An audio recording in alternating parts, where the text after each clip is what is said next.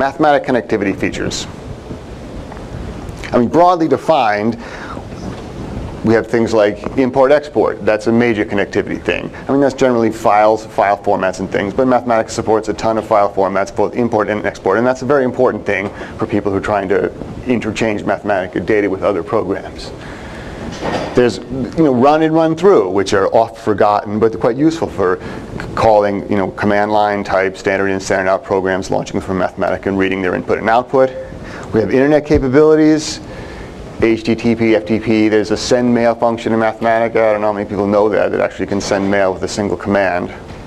We connect with databases through a package called LibraryLink. We now have Wolfram connectivity in Mathematica. You've seen Stephen demonstrate that. That's been in Mathematica since version 8.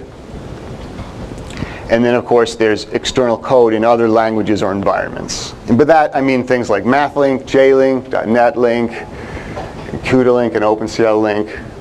LibraryLink, which is a relatively new technology I'll be talking about a little bit today. We have a Python link and R-Link, which is brand new in version 9. Now, these are the technologies that I'll be focusing on in my talk. Kind of the ones at the top, the bullets at the top are more like canned bits of functionality. This set at the bottom are more programmer-friendly things where they're designed to be used by programmers to sort of extend Mathematica on their own. So, before I go on, why connectivity? I mean, it's an obvious question. I mean, clearly we want, Mathematica doesn't have everything. It's got a lot of stuff, but it doesn't have everything. And it's also a great way for other programs to use the computational services of Mathematica. But for me especially, I'm particularly interested in connecting from Mathematica out to other things. I mean, I want to live in Mathematica. I've got this incredible environment with this rich programming language, powerful mathematics, incredible graphics, visualization, data analysis, and it's embedded in a front end that lets me build dynamic interfaces. It lets me write documents everywhere from just tinkering to scaling up to publishing books. So I want to spend my life in the Mathematica environment. And I want to be able to go out and grab other bits of functionality, other bits of data, bring it right back into Mathematica. So it's extremely important to be able to do that in a convenient and powerful way. All right. I do want to talk briefly, it's kind of a little off topic, but I want to talk about some of the new HTTP functionality in version 9, because people probably wouldn't know about this. Stephen did mention it in his talk. He mentioned a whole bunch of stuff I wanted to talk about, but that always happens, so I'm used to that. So the internet functionality has been completely rewritten in version 9. It was based on Java before. It's based on the C curl-linked library now. So import has always worked very nicely with HTTP and FTP URLs. That is still the case using new functionality. It's just seamless. But there's some new functions for more control, or if you want to do something, the very common need of just downloading a file directly to disk. Import is really for pulling things into Mathematica, but lots of times you just want to tell Mathematica to please download and save this file. So we have commands URL fetch asynchronous. Those read the contents of a URL into Mathematica. Those are functions that are called down underneath import, but you can call them directly if you want their extra level of control. And then there's URL save and URL save asynchronous, which download a URL to disk. So here's an example of URL save trivia. The second argument gives a file name.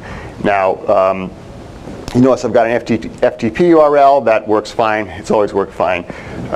I know this is going to come back. It's not a large file, so I'm afraid about my next demo.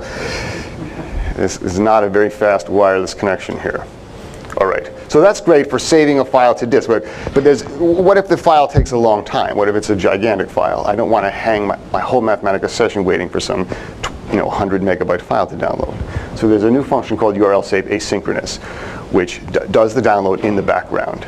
So here, it's just like URL save. It takes the URL, it takes a file to save it as, and there's this third argument, which I've called callback. So what the heck is that? Well, if I'm doing an asynchronous function that's going to go off and do something in the background, I want to know when it's finished, for example. I might want to be alerted to various events that happen along the way. So URL save asynchronous takes this callback function, this is just a a user-defined function that will be called by the internals of URL save asynchronous as various events are raised during the download. And there's progress events. I'll be called if I want to put up a progress meter. There's a status code event at the end. When the status code arrives, there's various events that are raised, and they're documented. Here's how I would use it. I would just define. This is large enough, right, for people? Do I need to zoom this? Someone said zoom it, so I'll take that as a...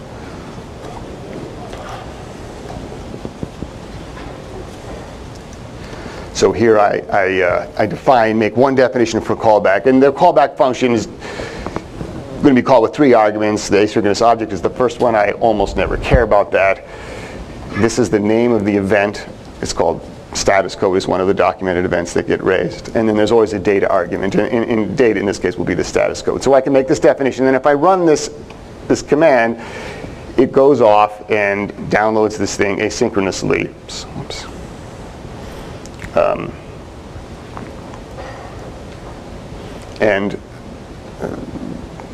I get its asynchronous task object back. So this thing is now going on in the background, and we're waiting for this thing to print something. That's not going to print it in the notebook. It prints it in the messages notebook. And I could go look at the messages notebook, but I don't think it's. This, I think, I'll get to that. That, I think, was from a previous run. I think it's still doing the download. I'm not going to wait for it because this is a 5 megabyte file, and I think it's going to take a little bit. But in any case, what will happen is when the download finishes, the status code will print in the messages notebook. So the question was, what was the question? Was that Ralph? When it's finished, I'm waiting for something. So how is that going to Okay, well, there's two things you can do. One is that you can have your callback function.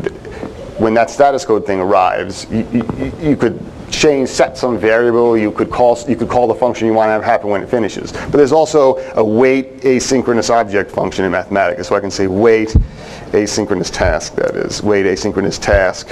On the task that was returned by that URL save asynchronous, and that will just block until it finishes. So I can choose to block and wait, or I can set a callback and be alerted when it finishes.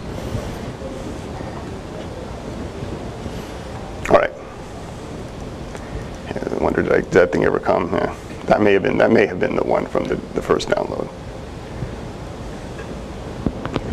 Another new feature is post requests. So you can use this in import, or you can use it in the URL functions, the lower level URL functions. So this is quite handy if you want to simulate, for example, form data posting. If you need to get to a website that requires you to hit some button in a form, then you can do that in Mathematica with this post method. And then some of the other features are very fine-grained control of cookies and other header data in the request. You can there's support for OAuth authentication if your website you're going to needs that. You can also do, you can do multi-part form data uploads and things. So if you're uploading large files or sets of files. It's a very, very feature-complete set of HTTP functionality.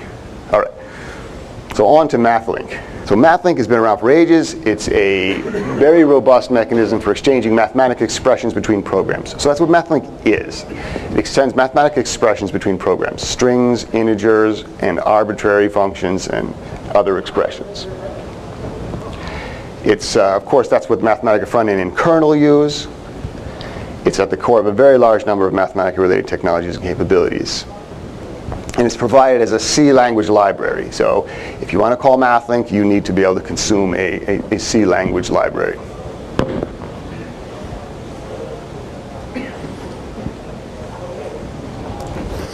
All right. MathLink introduced a very important new capability, which is the ability to create these installable programs that plug into Mathematica, written in C, plug into Mathematica and extend its capabilities. Classic example is add2. So if you have some function in C, say add2, you create a special template file. It's a really simple file, and then that basically describes how this Mathematica function should map to a C function. and you process this template file along with some other C code that you write into an executable program that is standalone. The actual steps are well documented. I don't really need to talk about them. But there's one particularly useful feature starting in version 8, which is that there's a C compiler driver package, which really simplifies building mathing programs. And I'll show you an example. So all I'm doing here is I'm going to point at the add to example directory. There's the source files, add2.c, add2.tm. These are both files that an author would write by hand. So I can just simply call create executable and give it the name, and it will launch the compiler on my system and build the executable. Now this is really nice, because every time you want to build a mathing program, it always used to be like, oh man, I got to figure out either use MCC, or I got to write some makefile, or I got to create some Visual Studio project, and I got to try to remember where all these paths are to the various mathing header file, and all this other magic has to be done. It's just a large burden. If you just wanted to tinker with some mathing program, you couldn't just do it on a whim. You had to, oh great, it's a project. But the C compiler driver, is really handy. You don't have to worry about any of the make stuff. You just pass it the set of files. It knows how to handle TM files. It knows what compilers you have on your system. It'll use the best one and just build it. I don't do anything to set this up. I just call create executable. It knows about Visual Studio and GCC or whatever you've got. So once I've done that, built the executable, I call install. That launches this executable, and then the add2 function is now a Mathematica function. So I've extended the Mathematica environment with some C code. Now this. One thing about this program is that it's a separate executable. It runs as a separate process, and MathLink is used to send the data back and forth. So it's convenient at times and not convenient at other times that these MathLink executables run as separate programs. We'll get into the distinction more in a minute. And of course, MathLink can also be used to write programs that launch and call Mathematica kernel for computational services. Our own front end is, of course, a perfect example of such a program that launches and calls the Mathematica kernel.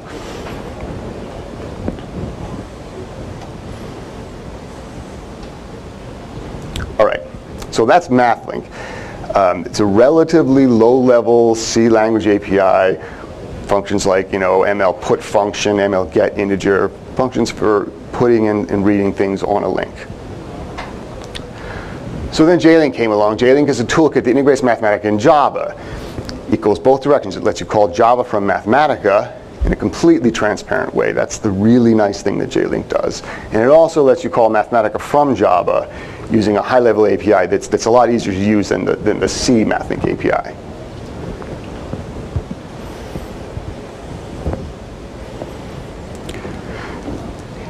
JLink lets you load arbitrary Java classes into Mathematica and create objects in Mathematica, call methods on those objects. It makes all of Java an immediate extension to the Mathematica environment. It literally is the case that any existing class in Java can be used in Mathematica just as if you were using it from Java, without any preparation whatsoever. In fact, as I always say, Mathematica is actually a much better environment for using Java than Java itself. And there's a staggering amount of software development going on in Java, and you just have immediate access to anything written in Java, essentially as if it was written in Mathematica.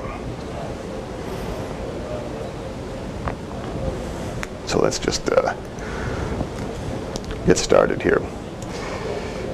I must admit, I didn't really notice when I started. I don't really know what kind of clock I'm on here with this. What's my end time?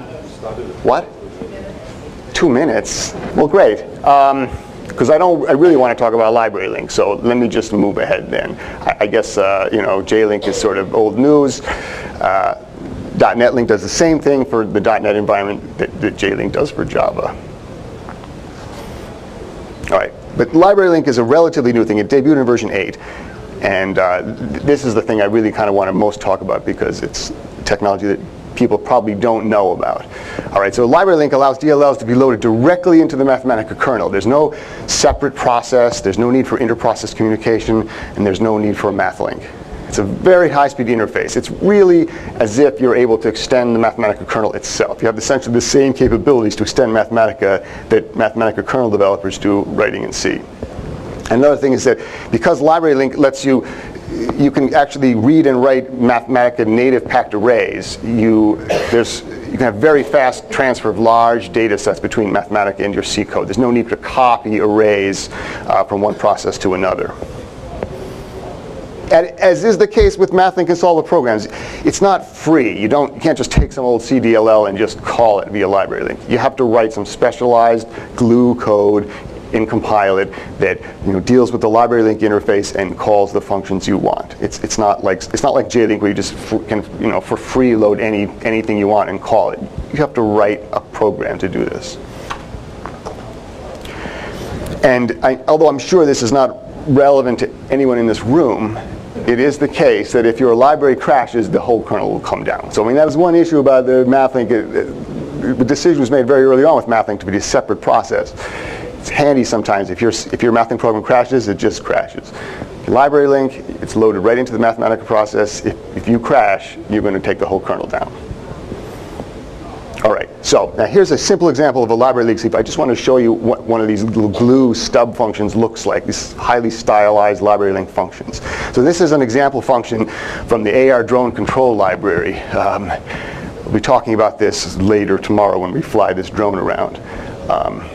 So yes, we do have a function called emergency in the AR drone control library. I probably won't need to call it, but if you do come to the talk, you might not want to sit right down in the front. So anyway, so here's what this emergency function looks like, and all this stuff is just boilerplate, right? This argument sequence is always the same. The thing that's in blue here is the actual guts of this function. Here I'm calling into the AR drone tool library. Everything else is just stylized LibraryLink isms, right? Here this function, this first line gets the argument from Mathematica. It just takes a single integer argument, and I call the function I want. This thing basically sets the result as a single integer, and then I return library no error. So it's generally relatively straightforward to write these stub functions. They're very stylized. You can just almost copy and paste the last one you wrote. There's functions like get integer, get float, or get real or something. And there's also a much more complicated set of functions for Mathematica arrays, Mathematica tensors. So that takes a little subtlety to program with those. But anyway, that's what one looks like. So to load it in Mathematica then, I can't execute this because this library doesn't run on Windows, but I would call find library. That would automatically find this compiled library if I had installed it in a proper location. And then in Mathematica, this library function load command is the magic thing. This says load that function and make it this Mathematica function called emergency func. And you can see the argument sequence here is telling us that it takes the arguments is a single integer and the return value is an integer. So that's the sort of stubs thing I write in Mathematica to tell Mathematica how to call it, and then I could just call it like that. All right, and then it's quite handy. You can also use that C compiler driver package to compile LibraryLink functions using this create library command. It just takes a list of C files and various options that you might want to control and builds your LibraryLink executable. It's very convenient. We actually use create library in our own internal build system to compile our own LibraryLink things. It's quite handy. All right. Stephen already talked about R-Link and showed an example of it. We have this new link to this open source statistical environment. It's very popular. I'm sure a lot of people here use it. And I guess he showed it. I won't really be able to talk about it. The QDLink and OpenCL link. These programming languages that run on the graphics processor. If you have a fancy graphics processor in your computer, that is almost undoubtedly the fastest computing thing on your machine. So it's quite handy to be able to run stylized, specialized C-like code directly on the processor. This is very fast. All right, so let's finish up here with my how to decide which technology is right for you. And the first question, which might seem obvious, but a lot of people actually don't do this, is there an existing linker feature that already does what I want? I see a lot of people acting like they need to write their own link to a database or something like that. There's a lot of technology already in Mathematica, so don't start writing something that already exists. Question 2, you have to decide in which direction are you going. Are you going from Mathematica into another library or language, or are you calling Mathematica from another language? So if you're calling out from Mathematica, simple rule, before you write anything, find out if there's a Java or .NET library, because if there is, use it, all right? That is really going to make your life easy. That's absolutely the thing to do. If you can call something from Java or .NET using those technologies, do it.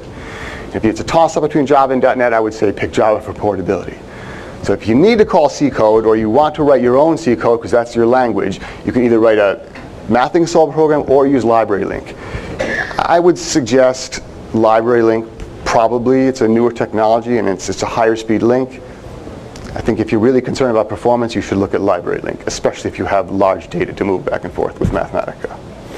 And of course, if you need really extreme performance, then you can go to Qt-Link or OpenCL-Link. And finally, if you're calling Mathematica from another language or program, then I would strongly recommend using Java or a .NET language, because J-Link and .NET provide a very comfortable, high-level API for using Mathematica. I strongly recommend using one. I would recommend learning one of those languages just to use one of those tools. If you want to use Python, there is a Python link bundled with Mathematica. It doesn't let you, it's not a fancy link that lets you call Python from Mathematica, but it does let you call Mathematica from Python. And if you want to use C, C++, or some other language that can consume C libraries, then MathLink is what you want to use. Thank you very much. Thank you very much.